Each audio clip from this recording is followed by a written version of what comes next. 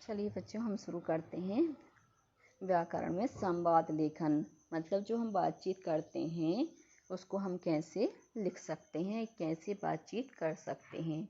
तो संवाद का शाब्दिक अर्थ है बातचीत या वार्तालाप। जब हम एक दूसरे से बातचीत करते हैं तो वो हमारा क्या कहलाता है? संवाद। इसको परिभाषा की दृष्टि से समझेंगे कि दो या दो से अधिक व्यक्तियों के बीच हुए वार्तालाप को संवाद कहते हैं। जैसे मैंने आपसे बात की, आपने मेरे से बात की, तो ये क्या कहलाएगा? संवाद। संवादों के माध्यम से बातचीत आगे बढ़ती है। मतलब जब हम किसी से संवाद करते हैं तो क्या होती है? बातचीत आगे बढ़ जाती है। हम प्रायः रेडियो तथा दूरदर्शन पर नाटकों में देखते हैं कि संवाद ही घटनाओं को क्रम देकर कथा चक्र को आगे बढ़ाते हैं। तो हम क्या देखते हैं? प्राय रेडियो और दूरदर्शन और नाटकों में देखते रहते हैं कि संवाद ही क्या करती? घटनाओं को क्रम दे करके कथा चक्र को आगे बढ़ाते हैं। कक्षा में भी प्रश्नोत्तर प्रक्रिया का आधार संवाद ही होते हैं। मतलब जब तक हम एक दूसरे से बात नहीं करेंगे तो हमारा जो संवाद के माध्यम से हम अपने भावों को आप तक नहीं पहुंचा पाएंगे और आप अपने भावों को हमारे तक नहीं पहुंचा पाएंगे। प्रायः देखा जाता है कि संवाद जितना सजीव, सामाजिक व रोचक होगा वह उतना ही अधिक आकर्षक व क्रियात्मक होगा। मतलब संवाद से यहाँ पे बताएं कि हमारी जो बातचीत है वह जितनी सजीव, सामाजिक व रोचक होगी वह उतना ही अधिक आकर्षक व क्रियात्मक होगा। संवाद लिखते समय ध्यान रखने योग्य बातें। जब हम संवाद लिखते हैं तो हमें किन किन बातों का ध्यान रखना चाहिए? लेखक को विषय का पूरा ज्ञान हो। यदि हम संवाद लिख रहे हैं तो हमें उस विषय का क्या है? पूरा ज्ञान होना चाहिए। संवाद छोटे तथा रोचक हों। यदि हम संवाद लिख रहे हैं तो बड़े बड़े न होकर छोटे छोटे होने चाहिए और रुचिकर होने चाहिए। व्यक्ति की योग्यता के अनुरूप ही भाषा का प्रयोग हो। मतलब जैसे व्यक्ति हो उसकी योग्यता के अनुसार ही उसकी भाषा का प्रयोग होना चाहिए। भाषा सरल, सुगम तथा बोलने का ढंग स्वाभाविक हो। मतलब भाषा कैसी होनी चाहिए? सरल होनी चाहिए, सुगम होनी चाहिए और बोलने का जो तरीका है वह भी स्वाभाविक होना चाहिए। संवाद पात्रों द्वारा शिष्टाचार आदि का पूरा ध्यान रखा गया हो। संवाद में क्या है? जो पात्र होते हैं उनके द्वारा शिष्टाचार आदि का पूरा ध्यान क्या किया गया हो? रखा गया हो। उदाहरण स्वरूप वार्तालाप के कुछ उदाहरण यहाँ दिए जा रहे हैं। इन्हें पढ़कर संवाद लिखने का अभ्यास कीजिए।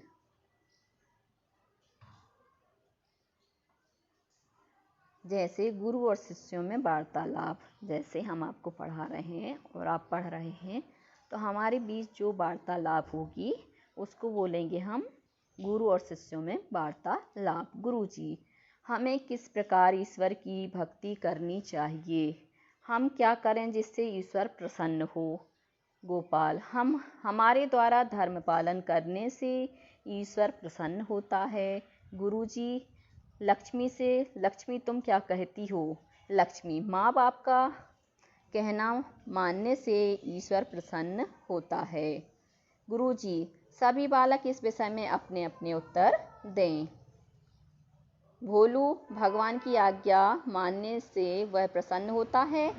प्रवीण, सबके ऊपर विश्वास रखने से वह प्रसन्न होता है। कांता, वह जिस हाल में रखे हमारे उसी में रहने से वह प्रसन्न होता है। नीलेश, उसके प्रति प्रेम करने से वह प्रसन्न होता है। माला, उससे डरकर रहने से वह प्रसन्न होता है। प्रीति, खूब पढ़ने से ईश्वर प्रसन्न होता है। देव, लोभ न करने से ईश्वर प्रसन्न होता है। आभा, क्रोध न करने से ईश्वर प्रसन्न होता है। गुरुजी, तुम सभी की बातें सच्ची हैं। अब हम यहाँ पर कुछ जो ग्रामीणों का वार्तालाप होता है उसको देखेंगे। एक आदमी, बुद्ध तुम यहाँ बैठे हो, उधर भीड़ों में बछिया मरी पड़ी है। भले आदमी उसकी पगैया भी ना खोली थी। झींगुर, हाय मेरी बछिया, चलो जरा देखो तो मेरी पगैयाँ न लगाई थी। बुद्ध से तुमने यह पगैयाँ कब लगा दी? बुद्धू भगवान जाने, जो मैंने उसकी पगैयाँ देखी थी वो तो मैं तब से भेड़ों में गया ही नहीं। झींगुर, जाते ना तो पगैयाँ कौन लगा देता, गए होंगे याद ना आती होगी। एक ब्राह्मण, मरी तो भेड़ों में ही ना, दुनिया तो यही कहेगी कि बुद्धू की असावधानी से उसकी मृत्यु हुई। पगैयाँ किसी की हों। हरिहर, मैंने कल तुम्हें भेड़ों में बछिया को बांधते देखा था। बुद्धू, बड़ा सच्चा है तूने मुझे बछिया को बांधते देखा था। हरिहर, तो मुझ पर काहे को बिगड़ते हो भाई, तुमने नहीं बांधी। नहीं सही। एक ब्राह्मण, इसका निश्चय करना होगा, गो हत्या का प्रायश्चित करना होगा। कुछ हंसी थक्का है। झींगुर, हाँ फिर गऊ तो ठहरी ही, इसी से इसका मान होता है, जो माता सो गऊ।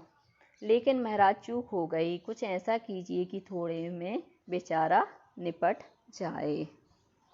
तो हमने देखा किस प्रकार से संवाद हमने यहाँ पर किया, और संवाद मतलब बातचीत की। तो यहाँ पर हमने पात्र लिए और पात्र के माध्यम से हमने अपनी संवाद शैली को किया।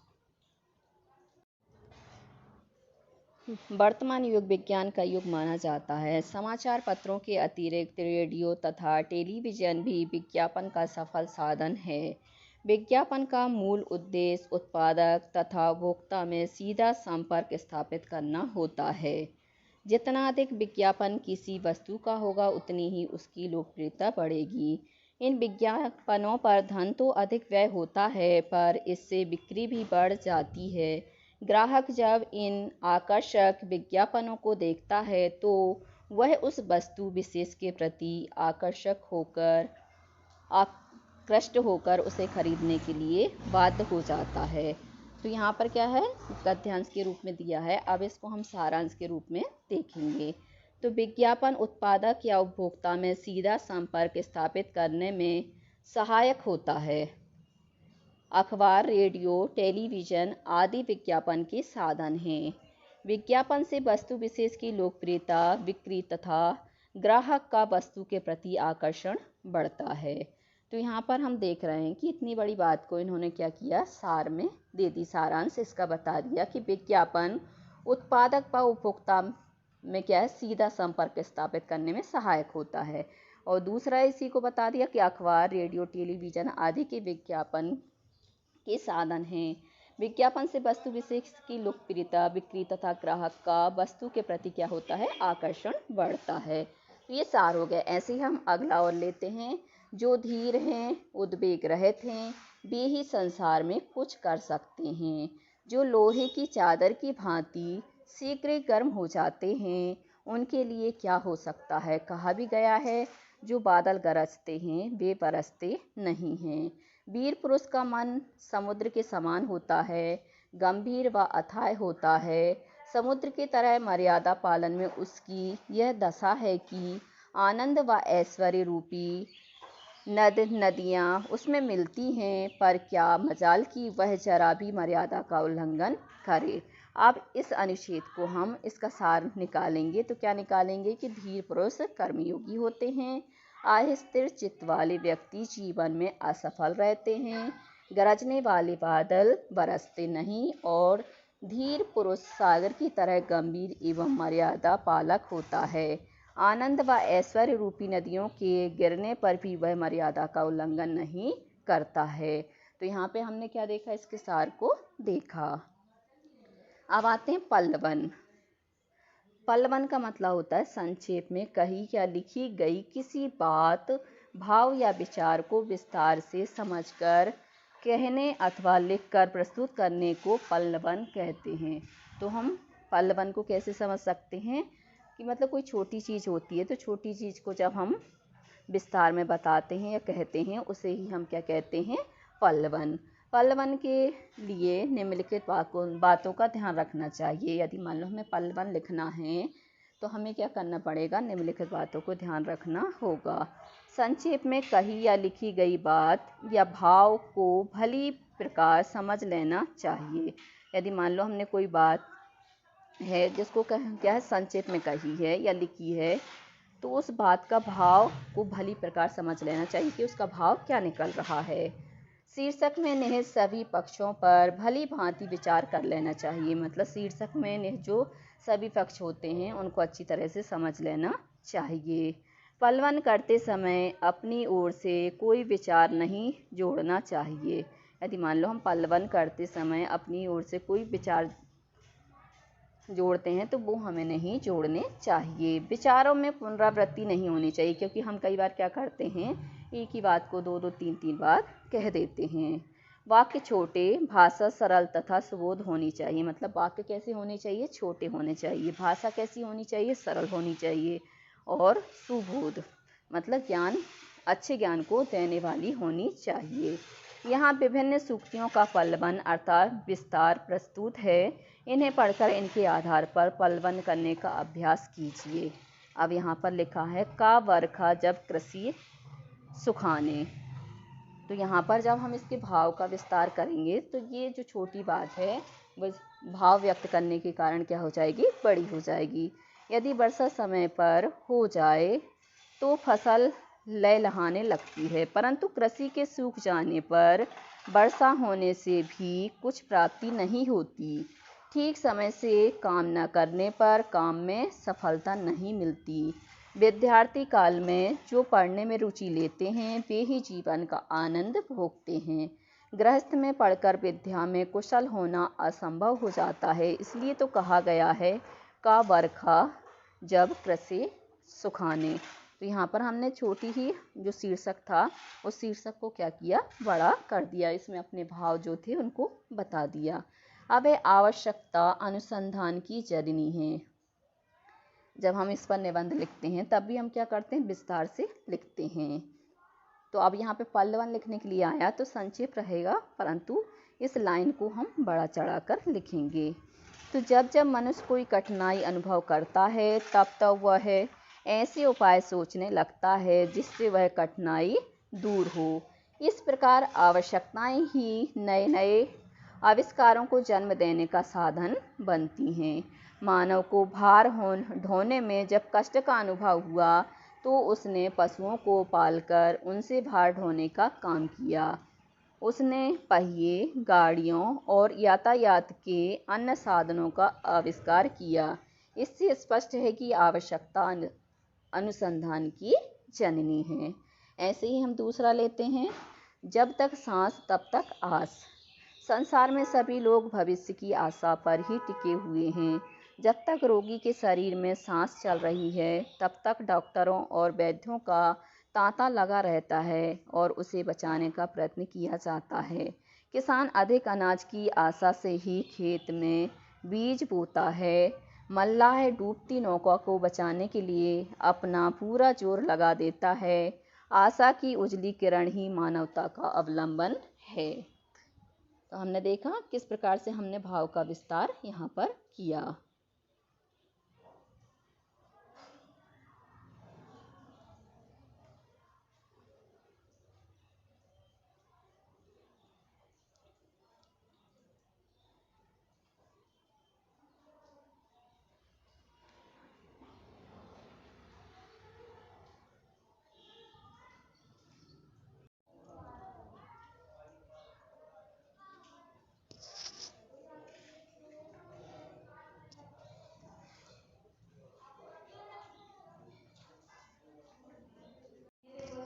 नमस्ते बच्चों, मैं सपना जैन आपको व्याकरण खंड खा में रचना के विभिन्न रूप को पढ़ाने वाली हूँ,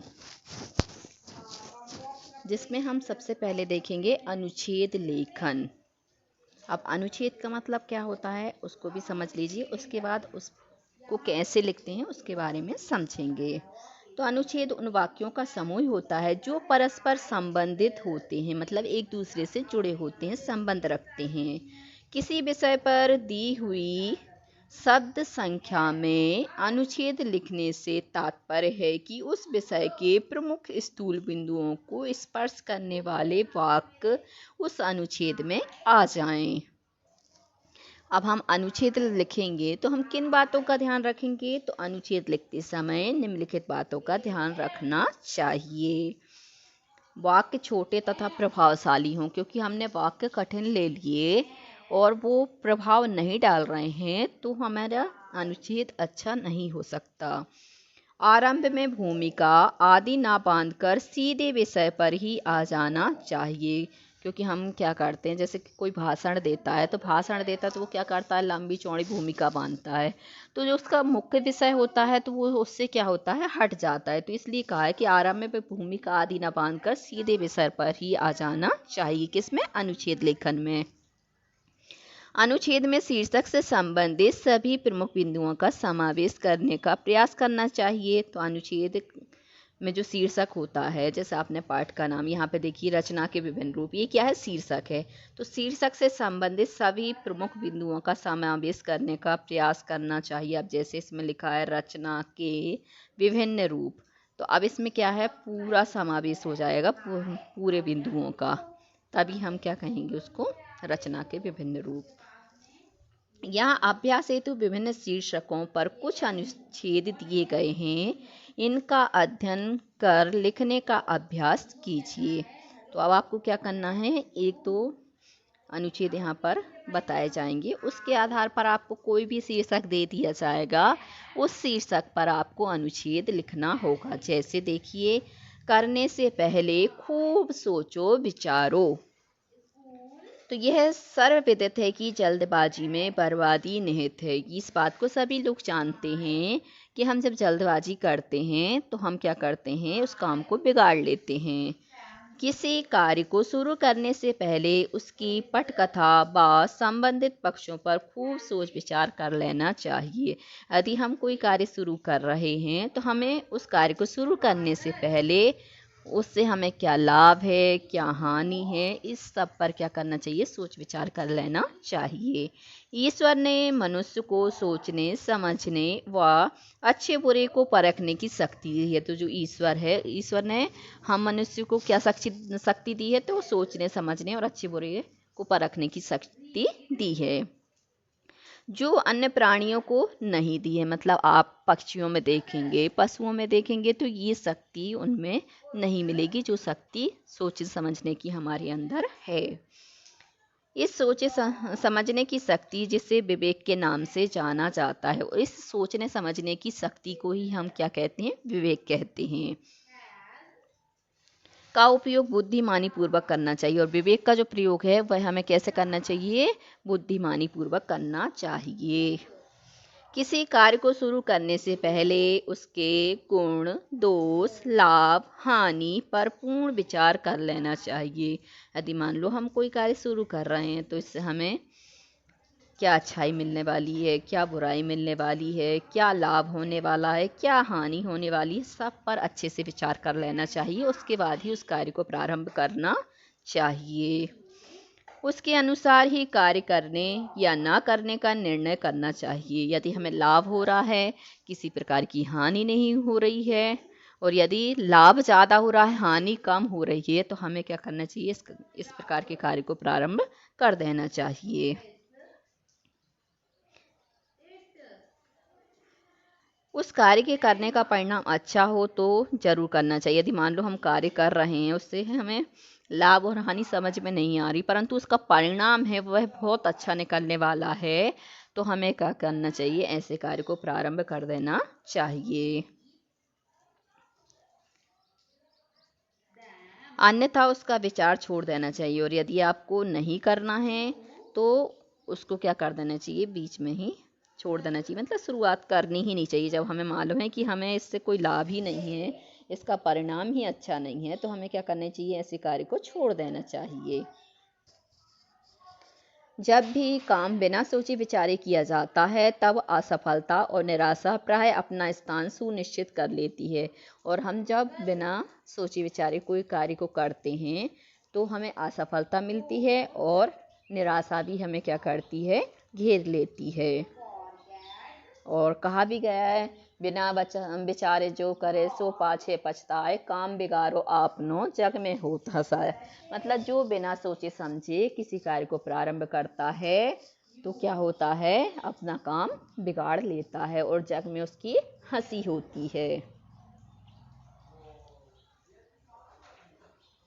और बिना सोचे विचारे काम करना मानो किसी गहरे अंधेरे कुएं या खाई में कूद पड़ना है। यदि मान लो हम बिना सोचे समझे कोई कार्य को करते हैं तो हम क्या करते हैं, मान लो हम किसी अंधेरे कुएं में जाकर या किसी खाई में जाकर कूद पड़े हैं। आ गया। अब देखिए यहाँ पर जैसे शीर्षक में दिया था, करने से पहले खूब सोचो विचारो। तो पूरी जो भूमिका है, पटकथा है, वो किस पर है, तो करने से पहले खूब सोचो विचारो। तो सोच विचार पर ही पूरा अनुच्छेद लिखा गया है। और इसके जो वाक्य हैं वो कैसे हैं, छोटे छोटे हैं, प्रभावशाली हैं, और इन्होंने यह सर्वविदित है यहाँ से शुरू करके कि जल्दबाजी में बर्बादी निहित है, यहाँ से शुरू किया। मतलब जो मेन पॉइंट था उस पर आ गए, मेन विषय पर आ गए। और शीर्षक से संबंधित सभी बिंदुओं का समावेश इन्होंने करने का प्रयास भी किया है। सब प्रकार की चीज़ें यहाँ पर ले ली हैं। मतलब बता दिया है कि हमारे अंदर सोचने समझने की शक्ति है, विवेक है, पशु पक्षियों में नहीं है। तो इस प्रकार से इन्होंने पूरा जो चीज़ है उसको बता दिया है। अब ऐसे ही हम दूसरा लेते हैं शीर्षक, त्योहारों का महत्व। तो त्योहार सांस्कृतिक चेतना के प्रतीक हैं। मतलब जो हमारी संस्कृति होती है उसी की चेतना की ये प्रतीक होते हैं। कौन? त्योहार, जिसको हम पर्व भी कहते हैं। वे जनजीवन में जागृति के प्रेरक हैं, राष्ट्रीय एकता एवं अखंडता के द्योतक हैं। मतलब ये कैसे हैं? जनजीवन को जागृत करने के लिए प्रेरणा देते हैं और राष्ट्रीय एकता एवं अखंडता को भी बताते हैं। त्योहारों की ही प्रतापी प्रथा है जिसने भारत को भारत भूमि से भी अधिक देवभूमि बना दिया है। और त्योहारों की ही जो प्रतापी प्रथा है कि जिसने क्या किया, भारत को भारत भूमि से भी अधिक देवभूमि बना दिया है। इस देवभूमि पर जब कश्मीर से कन्याकुमारी तक, कच्छ से कामरूप तक जन जन होली, दशहरा और दीपावली मनाता है तो वह राजनीति निर्मित उत्तर और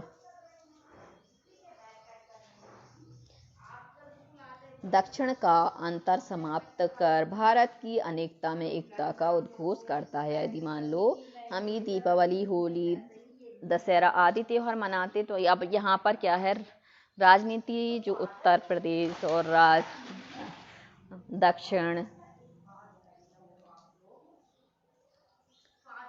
मतलब पूरा पश्चिम उत्तर दक्षिण का कोई भेद नहीं रह जाता। कौन से संबंधित? राजनीति संबंधित। ये सभी भेद क्या होते हैं, त्योहार मनाने से समाप्त हो जाते हैं। और भारत की जो अनेकता में एकता का उद्घोष होता है वह इसको बताता है। भारत पर्व और त्योहारों का राष्ट्र है। हम भारत को पर्व और त्योहारों का राष्ट्र कहते हैं। वर्ष के 365 दिन भारत के किसी भूभाग में कोई ना कोई पर्व या त्योहार मनाया जाता है। यही नहीं, जयंतियाँ, पुण्यतिथियाँ, जन्म दिवस और स्मृतियाँ भी पर्व के रूप में मनाई जाती हैं। राष्ट्रीय राजनीतिक त्योहारों में स्वतंत्रता दिवस, 15 अगस्त, गणतंत्र दिवस, 26 जनवरी, 2 अक्टूबर, गांधी जयंती की विशेष प्रधानता है। मतलब पूरे भारतवर्ष में आप जो राष्ट्रीय पर्व होते हैं उनको सभी मनाते हैं। जैसे स्वतंत्रता दिवस हो गया, गणतंत्र दिवस हो गया, 2 अक्टूबर अर्थात गांधी जयंती होगी, तो ये विशेष रूप से मनाए जाते हैं। यह कहना कदापि अनुचित ना होगा कि ये त्योहार ही हैं जिनके माध्यम से हमारा देश आज अन्य देशों की तुलना में श्रेष्ठ माना जाता है। यही नहीं, इन्हीं त्योहारों के माध्यम से हमारे देश के लोगों के हृदय में धर्म, सम्मान तथा कर्म के भावों का पल्लवन होते देखा जाता है।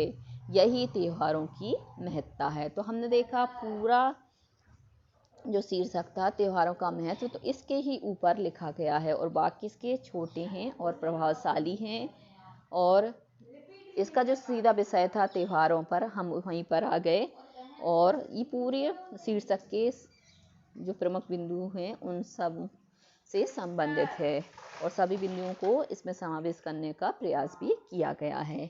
तो आपको यहाँ पर समझ में आ गया कि अनुच्छेद लेखन है वह हम कैसे करते हैं, हम अनुच्छेद को कैसे लिख सकते हैं। ऐसे ही आप और भी देख सकते हैं, जैसे समय का महत्व, मद्यपान से हानियाँ, जीवन और स्वास्थ्य।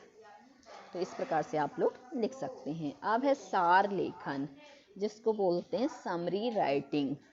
हम बोलते हैं जब बहुत बड़ा चैप्टर होता है और हम ज़्यादा नहीं लिख पाते हैं या ज़्यादा नहीं बोल पाते हैं तो हम क्या बोलते हैं, सार में मैं बताती हूँ आपको। मान लो बहुत बड़ी कहानी है, अब मैंने पूरी कहानी को नहीं पढ़ा के आपको सिर्फ सार बता दूंगी उसका, तो वो सार कहलाता है। अब सार कैसे लिखें, कैसे समझे कि सार को कैसे लिखते हैं, तो सार लिखते समय निम्नलिखित बातों का ध्यान रखना चाहिए।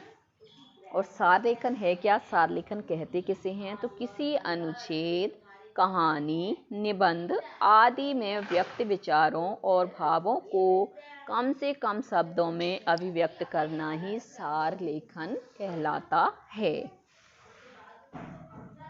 सर्वप्रथम मूल विषय, अनुच्छेद, निबंध आदि का अध्ययन करके उसके केंद्रीय भाव को समझें। केंद्रीय भाव को भली भांति समझने के लिए उसे 2-3 बार अवश्य पढ़ना चाहिए। अनुच्छेद या अवतरण में दिए गए तथ्यों, विचारों और भावों को क्रमशः लिख लेते हैं। सार लिखते हुए इस बात का ध्यान रखना चाहिए कि मूल आशय में कोई परिवर्तन ना आए, मतलब जिसका जो मूल आशय है, अर्थ है, तात्पर्य है, उसमें कोई परिवर्तन नहीं आना चाहिए। केवल मूल भावों एवं विचारों को संक्षेप में अपने शब्दों में लिखते हैं। साथ ही यह भी देख लेना चाहिए कि कोई विचार या भाव छूटने न पाए, मतलब सभी भाव उसमें क्या होने चाहिए, समाहित होने चाहिए। उपयोगी आंकड़े, विशेष नाम, अति आवश्यक तिथियां आदि भी समाहित कर लेनी चाहिए। मान लो कोई उपयोगी आंकड़े हैं वो भी लेना चाहिए, विशेष किसी का नाम है वो भी हमें बताना चाहिए, और अति आवश्यक जो तिथि होती है उसको भी बताना चाहिए। यथासंभव सामासिक भाषा का प्रयोग करना चाहिए, हमें जहाँ तक हो सामासिक भाषा का ही प्रयोग करना चाहिए। अनेक शब्दों के स्थान पर एक शब्द का प्रयोग कीजिए, क्योंकि हम अनेक शब्दों का प्रयोग करेंगे तो हमारा जो सार है वो बड़ा हो जाएगा। तो अब हम इसको छोटा करने के लिए क्या करेंगे, अनेक शब्दों के लिए एक शब्द का प्रयोग करेंगे। ध्यान रखिए, अलंकारों, लोकोक्तियों, पुनरावृत्तियों और उदाहरणों का प्रयोग सार लेखन में नहीं करते। यदि हम सार लिख रहे हैं तो हम क्या नहीं कर सकते, यहाँ अलंकार का प्रयोग नहीं कर सकते, यहाँ हम लोकोक्ति का प्रयोग नहीं कर सकते, यहाँ हम पुनरावृत्ति का प्रयोग नहीं कर सकते, यहाँ पर हम उदाहरण नहीं दे सकते, क्योंकि हमें सार निकालना है। क्योंकि जो बड़ा कहानी है वो पहले ही पढ़ी है, उस कहानी को हमें छोटा करना है, संक्षिप्त करना है, तो उसी को तो हम सार कहेंगे। और यदि हमने ये सब चीज़ें ले ली तो हमारा सार नहीं हो जाएगा, वो विस्तार हो जाएगा। यथासंभव हो गया। सार का आकार मूल अवतरण के 1/3 भाग से अधिक होना चाहिए। छात्र प्राय मूल अवतरण के कुछ वाक्यों को काट छांट कर और कुछ को छोड़कर अवतरण को पुनः लिख डालते हैं। आज जैसे आपको सार बोला जाता है तो सार का मतलब ये नहीं है कि आप उसको ऊपर का काट दिया, फिर बीच का काट दिया और फिर नीचे का काट दिया, तो ऐसा नहीं कर सकते, बल्कि हमें वहाँ पे क्या करना पड़ेगा, इससे भाव एवं विचार प्रभावपूर्ण ढंग से स्पष्ट नहीं हो पाते हैं, तो कभी कभी तो अर्थ का ही अनर्थ हो जाता है। अतः छात्रों को अवतरण पढ़कर उसके मूल भाव को समझकर इसमें दिए गए विचारों एवं भावों को संक्षेप में क्रमशः अपने शब्दों में लिखना चाहिए, तभी सार लेखन उपयुक्त होता है। मतलब हमने काट छांट कर दी तो वो सार लेखन नहीं कहलाएगा, बल्कि पूरी कहानी को पढ़कर संक्षिप्त शब्दों में कहना, और जिसमें क्या है सभी चीज़ें समाहित हों, उसे ही हम सार कह सकते हैं। उदाहरण, यहाँ उदाहरण स्वरूप कुछ सार प्रस्तुत हैं, अभ्यास कीजिए। अब यहाँ पर अभ्यास करते हैं। जैसे हमने लिया, मैं ऐसा नहीं मानता कि जो कुछ हमारा पुराना है, जो कुछ हमारा विशेष है, उससे हम चिपटे रहें। पुराने का मोह सब समय वांछनीय भी नहीं होता। मरे हुए बच्चे को गोद में दबाए रहने वाली बंदरी या मनुष्य का आदर्श नहीं बन सकती, परंतु मैं ऐसा नहीं सोच सकता कि हम नई अनुसंगितासा के नशे से चूर होकर अपना सर्वस्व खो दें। कालिदास ने कहा था कि सब पुराने अच्छे नहीं होते, सब नए खराब नहीं होते। भले लोग लोगों की जांच कर लेते हैं, जो हितकर होता है उसे ग्रहण करते हैं, और जो मूढ़ लोग दूसरों के इशारे पर भटकते हैं, सो हमें परीक्षा करके हितकर बात सोचनी होगी और हमारे पूर्व संचित भंडार में वह हितकर वस्तु निकल जाए तो इससे बढ़कर और क्या हो सकता है। अब यहाँ पर आप देख रहे हैं बहुत बड़ा है। अब इसको हम सारांश में कैसे कह सकते हैं, इसका सार कैसे निकाल सकते हैं। देखिए, पुराना श्रेष्ठ है ऐसा सोचकर उसके मुंह में बंधना ठीक नहीं। नए और पुराने का अपने अपने स्थान पर महत्व है। नए के मोह में पुराना भुलाना ना, और पुराने के मोह में नए की उपेक्षा ठीक नहीं है। तो अब देखिए, पूरा इतना बड़ा था गद्यांश, उसको हमने सिर्फ 2 लाइन में क्या कर दिया, छोटा कर दिया, उसका सार बता दिया। और इसमें कोई चीज़ छूटी भी नहीं है। यहाँ पे पूरी बात क्या है, पुराना और नए को लेकर हुई थी, तो ये सब चीज़ें यहाँ पर ले लिया।